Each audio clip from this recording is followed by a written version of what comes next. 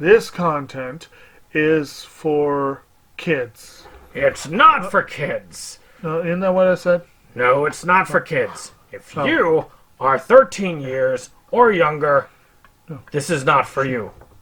Do I have to kill somebody in order to actually make that point across? No, man, you don't have to kill no one. Wait a second. Oh, no. We return to our planet. The High Court may well sentence you to torture. He likes movies, we like movies. SeptumSin versus the world. SeptumSin versus the world. SeptumSin versus the world. SeptumSin versus the world. I'd buy that for $1.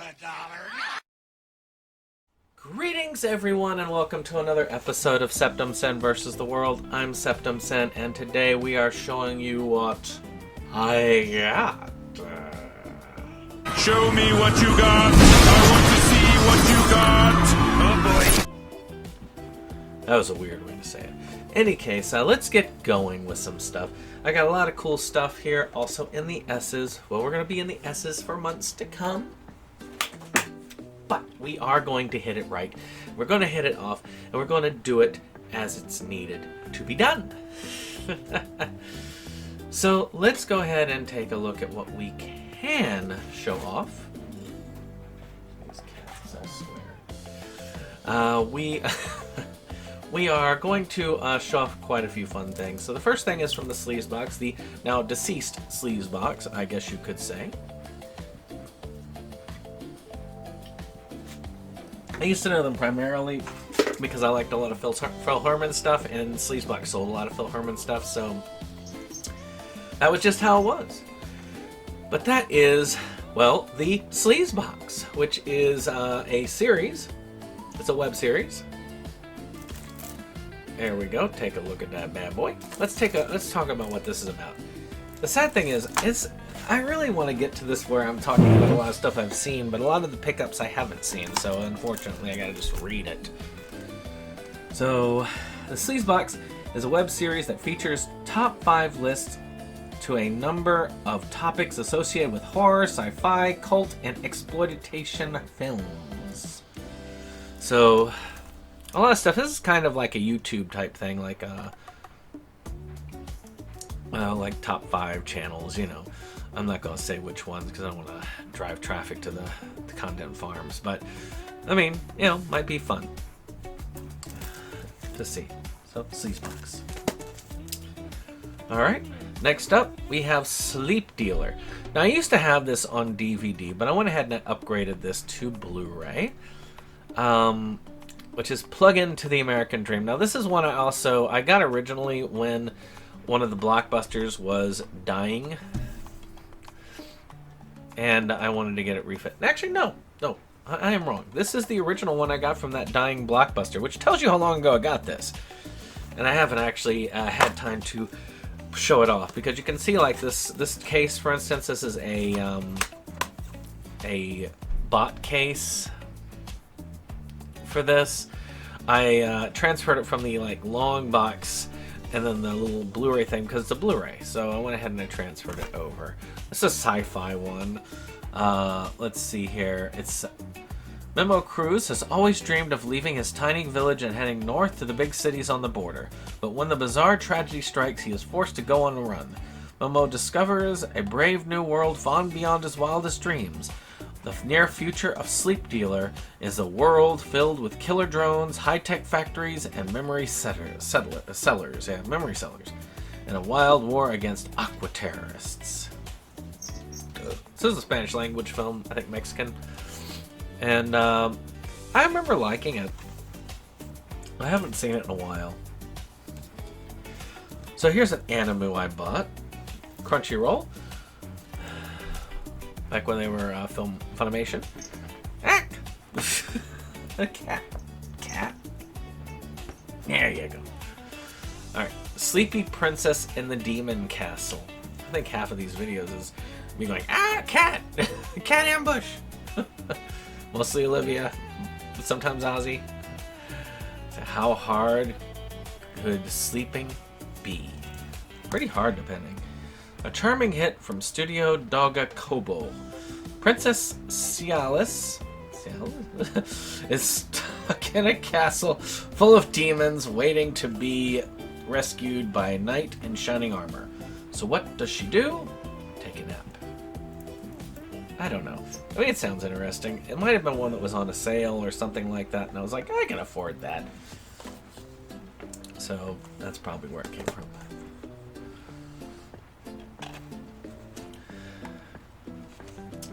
So this next one is Sleepaway Camp 4. Now, Sleepaway Camp 4 is interesting. This is Sleepaway Camp 4 The Survivor. Now, they never really did complete this film, but they did shoot a lot of it. So, of course, you know about Sleepaway Camp and the first 3 films. I mean, I've got that nice collection with the like Blue Cross thing on it. I just can't bear with parting with that one. I just love that collection so much. I may one day update it, but if I do, it's one of those few I will keep.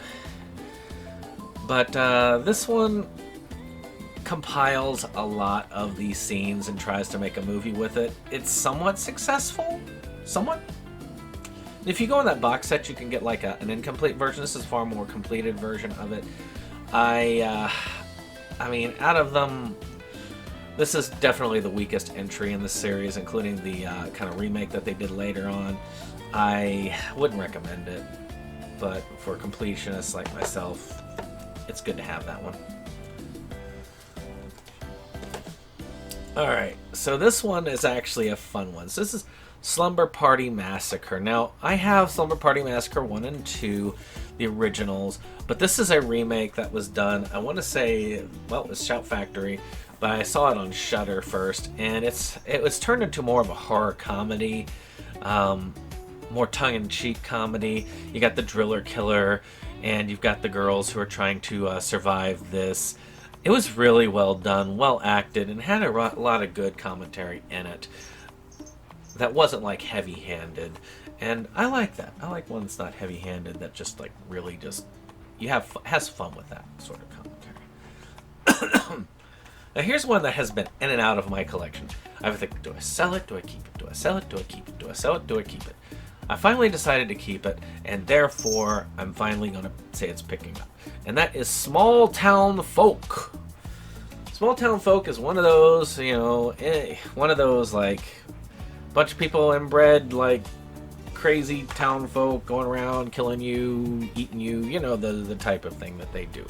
It's alright. It's got an odd look to it, and I think the odd look is the reason why I keep wanting to keep it, because though the film isn't all that special or all that good, a lot of the way they do things and a lot of the look of the film is very unique in how they execute it, and I kind of like that, and it keeps bringing me back to it. I've watched it like 2 or 3 times, and just because I'm like, do I want to keep it or not? And I still not. But no, I think now I'm probably going to just keep it. So that's just how it is. Sometimes you just got to keep it. This one I got definitely from Wild Eye, The Snarling. Now, I think this one I got probably on a Dollar Tree sale or something like that. It was probably cheap because I'm always iffy about Wild Eye. When I used to be more of a Poloniac, which I'm not really nowadays. I'm there. It's a werewolf story. I don't really like werewolf stories all that much. That's more of Dave's thing. So maybe this came from Dave. I don't know where this came from. Probably either Dollar Tree or Dave. One of those two. Wild Eye is one of those. They don't treat their people very well that do their filmmakers. So I just don't know. So here's one that's been panned a lot, but I got it for $1, so I can't really hold off on it. And that's Sneak Over. And it's a Stranger Things ripoff, kind of, sort of comedy.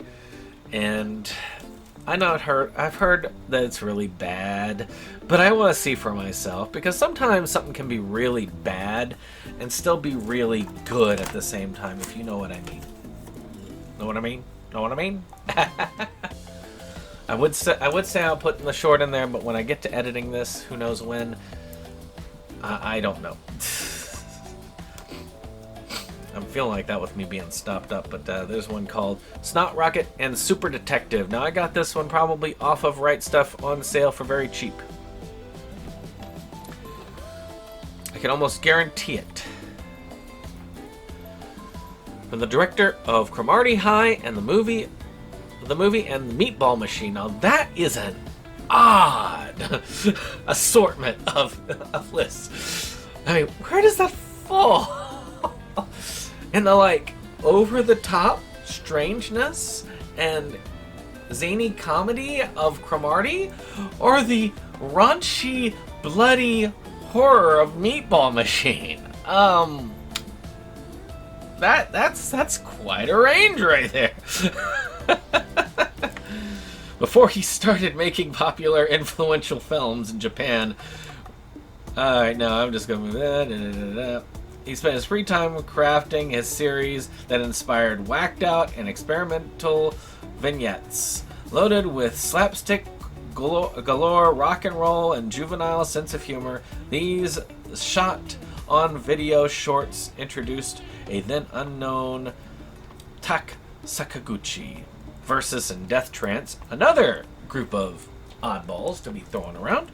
But hey, what can we say? So yeah, I mean, so this is kind of like a bunch of shorts, probably web shorts, stuff like that, from a director that's known for some interesting films. I've seen Meatball Machine and I've seen Cromartie, which is why it's such an odd comparison to put to this. It tells me nothing about that. It's like, hey man, they produce oranges and they produce steak. You know what it's like, right? Yeah, obviously. Alright, one that I know that Jake has been eager for me to see is Snow White with the red hair. Now, I went ahead and I got this when it was on sale. It was under the Classics label, so it was one of their discount labels for Funimation at the time when they were Funimation. And I went ahead and got this because I've heard some decent things about this one. I mean, it's also got the same studio that, My Hero Academia, Oran High, Full Metal Alchemist Brotherhood, so, some pretty good stuff there. Let's see here. A headstrong young herbalist with a shock of beautiful apple red hair. When her main gets her noticed by a prince who demands she be his concubine, she runs away to a neighboring kingdom where she befriends handsome stranger. Interesting. So, strange stuff, but it's fun. Alright, so this one I got as Disney Movie Club was going out. And the reason I did this is one of the early ones. They talk about like earliest animation paired with live action, and this is one of those early films so dear to my heart. This is like right over there with films that we shouldn't mention. So at last, the best Sunday night TV is back. So song-filled classic combines endearing live action and enchanting animation to tell a heartwarming story of a young boy with big dreams. Jeremiah is a determined country boy who adopts a mischievous black lamb named Danny. When Jeremiah daydreams of Danny winning the blue ribbon, his scrapbook pictures magically come to life and convince him to enter Danny in the county fair. To me, that's the early signs of schizophrenia, but yeah, you know how it is. So it's a tale of mental health, hopefully with a happy ending. Hopefully they get treatment at the end. Speaking of one that you'll need treatment for, Society. Now, I got the Arrow version of Society. That's kind of a disgusting cover. And let me tell you, Society is an odd bag. Everything that could hurt you about this film is revealed in the material. You can see, cover everything, the most disturbing natures of this film. The thing is, that's only really the last section of said film. Most of it is this whole, there's a secret high society of people, and you have to like learn more and more about what's going on with them, what this weird stuff is about, why they've got these weird body things going, and then it culminates in this creepy body horror thing at the end. But that's just the end of it. Keep that in mind. The rest of it's actually quite intriguing. So if you don't like body horror, you might still be able to get through this. You just have to be at the end. And if you want to know more, we discussed it on Inside Movies Galore. So. Or was it Schlockaholics? One of those two. So, I didn't get the Robin Williams flubber. I don't think I did. Maybe I did. I don't know. Did I? Do I have it? Don't make me a liar. So, this is an advert for... No, just kidding. Just kidding. Gosh, so much.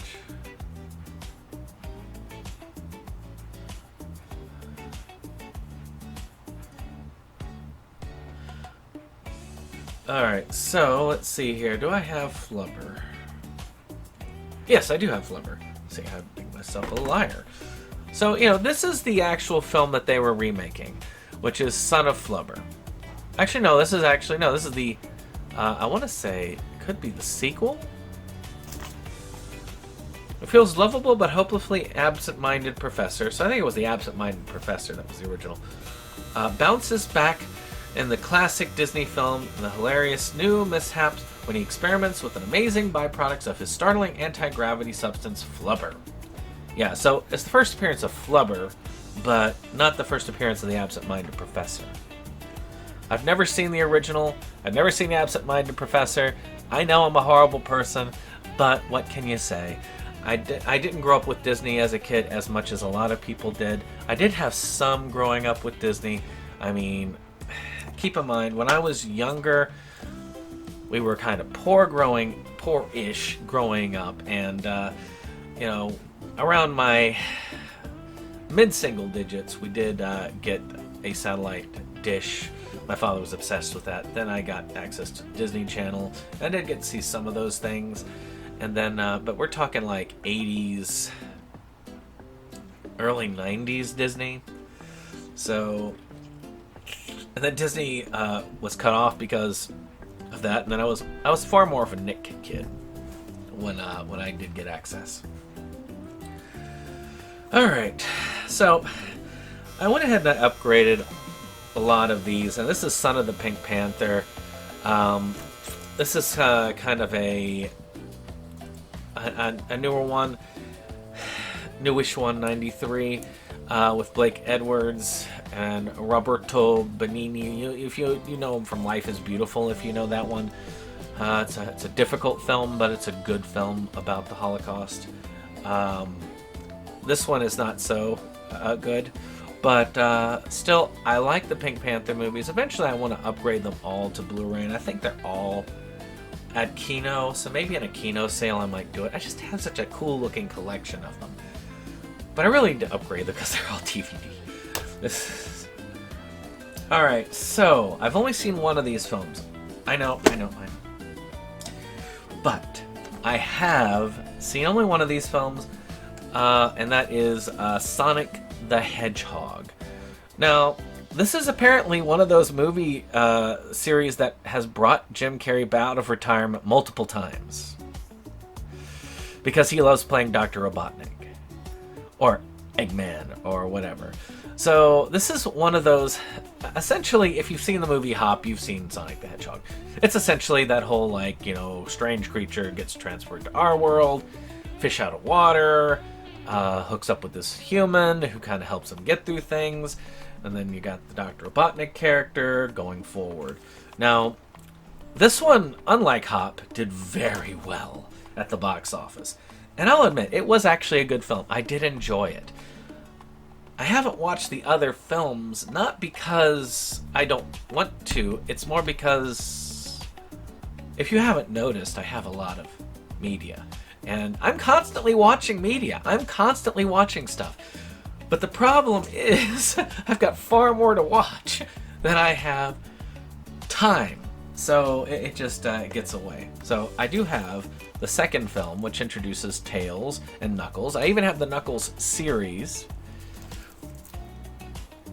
I do think this is interesting because this did have a fan outcry. Actually did change the look. He did look very different apparently beforehand, and then fans got PO'd in, you know.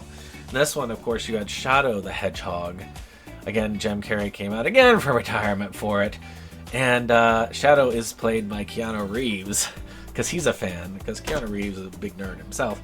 And, you know, that's kind of cool. Nerddom is everywhere.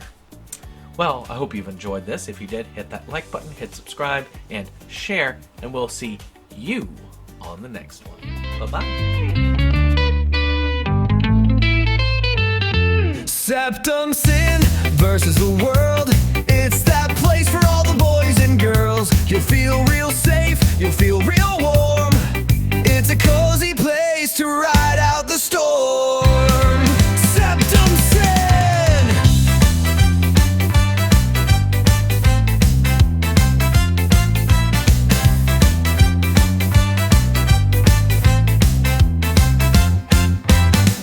SeptumSin and his best boy Jake see the trends that scare us every day. Physical media is going to the side. Doctor streaming will rule the world.